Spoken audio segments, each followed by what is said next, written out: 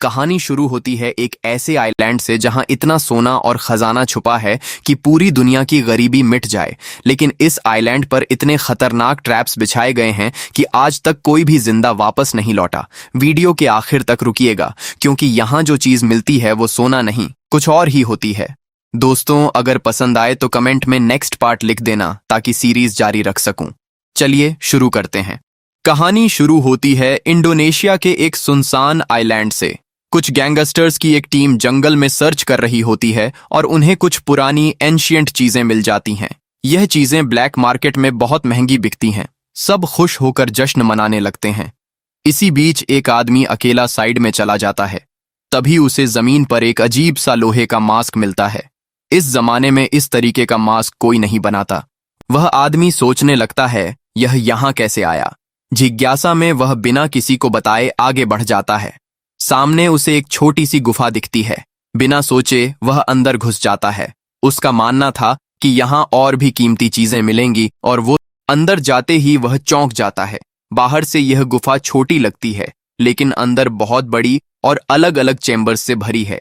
ऐसा लगता है जैसे किसी ने इसे जानबूझकर बनाया हो। उसे अंदाजा नहीं था कि वो कितनी गलत जगह पर आ चुका है। अगला कदम बढ़ाते ही अचानक जमीन धंसने लगती है। नीचे भी एक चेंबर छुपा होता है। वह आदमी चिल्लाता रहता है, लेकिन बचाने वाला कोई नहीं। वह नीचे गिर जाता है और उसके बाद सब कुछ अंधेरा।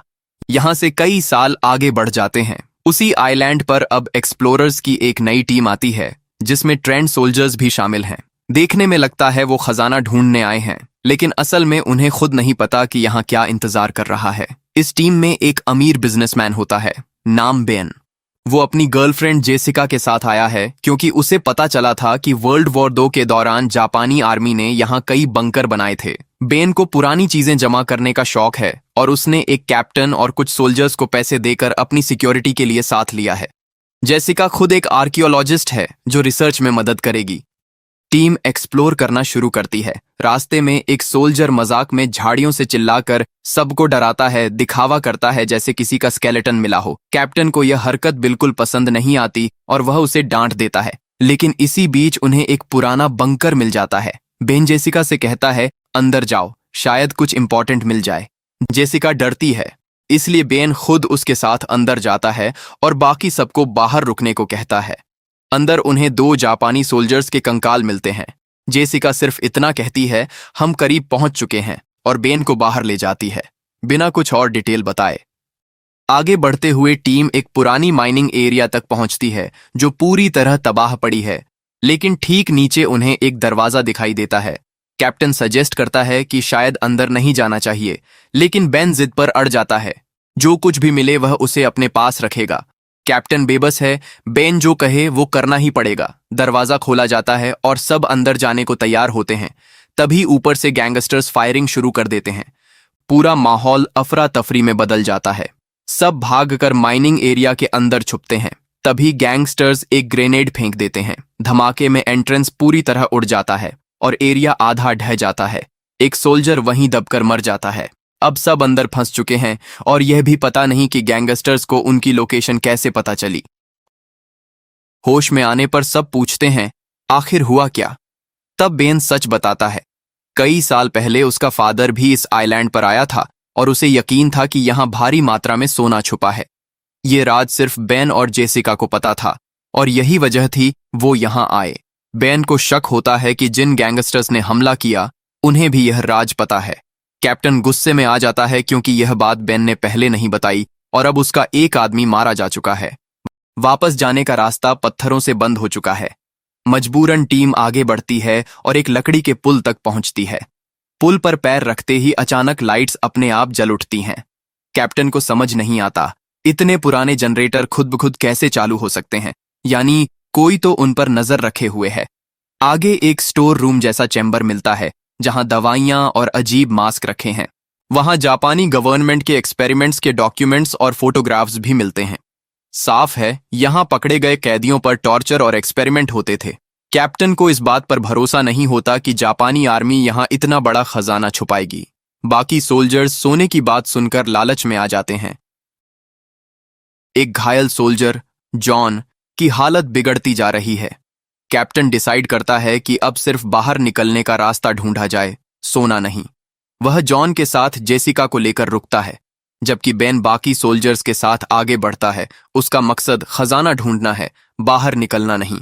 पीछे कैप्टन जेसिका को अपनी कहानी बताता है, कैसे वह पहले सेल्फिश था, कई जानें ली थीं, लेकिन सालों पहले यह सब छोड़ चुका है। जेसिका भावुक हो जाती है।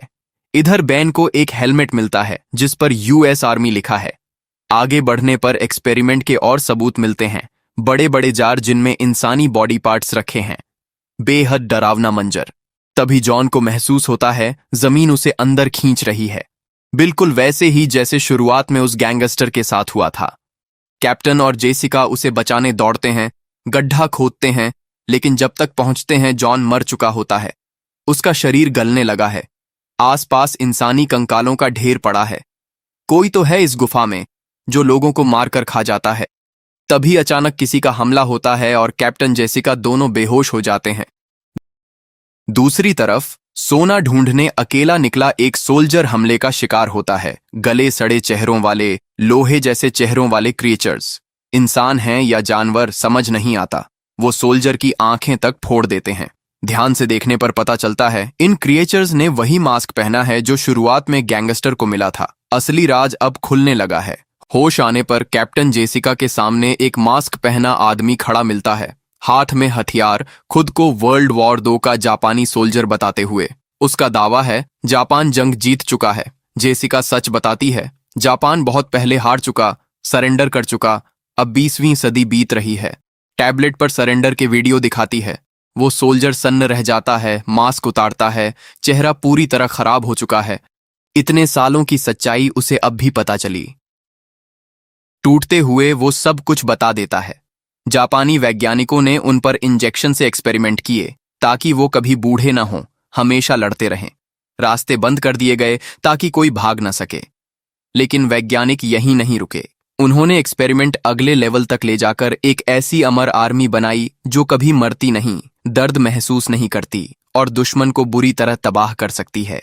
इधर बेन के ग्रुप पर एक क्रिएचर हमला कर देता है और बेन को घायल कर देता है। सोल्जर्स गोली मारकर उसे शांत करते हैं। उसके सर पर सिंबल्स खुदे मिलते हैं। यही वो इंजेक्शन वाला एक्सपेरिमेंट है जिसके बारे में जापानी सोल्जर बता चुका था। आगे एक और चैम्बर में उन्हें वो लिक्विड मिलता है जो असली खजाना है, सोना नहीं बल्कि यही केमिकल जो इंसान को इन खतरनाक क्रिएचर्स में बदल देता है। जेसिका लालच में आकर इसे साथ ले जाने की जिद करती है, ब्लैक मार्केट में बेचने के लिए। बेन बिना सोचे उसे अपने पास रख लेता है। आगे बढ़ने पर एक बड़ा दरवाजा खुलता है और सामने का नजारा सबको हिला देता है। क्रिएचर्स की पूरी आर्मी कतार में खड़ी, हथियारों से लैस। जापानी गवर्नमेंट की बनाई वही अमर सेना जो अब जाग चुकी है और हर उस चीज को खत्म करने पर आमादा है जो सामने आए। भगदड़ मचती है। एक सोल्जर तलवार से मारा जाता है। बेन, जेसिका और बचा हुआ सोल्जर किसी तरह भागकर कैप्टन तक पहुंचते हैं, लेकिन बेन पर हमला हो चुका है। वो बुरी तरह घायल है। जेसिका घबराकर वही लिक्विड निकालती है और बेन के शरीर में इंजेक्ट कर देती है, यह सोचकर कि इससे वो बच जाएगा। इसी बीच अमर सोल्जर्स कैप्टन तक पहुंच जाते हैं। जो जापानी सोल्जर पहले ही इन्फेक्टेड था वो सरेंडर कर देता है, फिर भी बेरहमी से मारा जाता है। भागते हुए जेसिका बेन को लेकर एक अलग गुफा में छुप जाती है, लेकिन लिक्विड अपना असर दिखाने लगता है। बेन कंट्रोल से बाहर हो जाता है और अपनी ही गर्लफ्रेंड को मार डालता है। लिक्विड सच में काम करता है, बस जिस तरह से किसी ने सोचा नहीं था। कैप्टन और बचा आखिरी सोल्जर भी मारे जाते हैं। सिर्फ जेसिका बचती है जो पानी के रास्ते बाहर निकलने में कामयाब होती है, लेकिन उसके पीछे पीछे वही अमर क्रिएचर पानी से बाहर आता है और उसे भी मार डालता है। धीरे धीरे पूरी अमर आर्मी बाहर निकल आती है, आगे बढ़ती हुई एक नई खतरनाक जंग की शुरुआत के साथ। हमारी कहानी यहीं इस खतरनाक अंत के साथ खत्म होती है। दोस्तों, अगर यह पार्ट पसंद आया हो तो कमेंट में नेक्स्ट पार्ट जरूर लिख देना। आगे का ट्विस्ट इससे भी ज्यादा खतरनाक है। सब्सक्राइब कर लेना ताकि मिस ना हो। मिलते हैं अगली वीडियो में।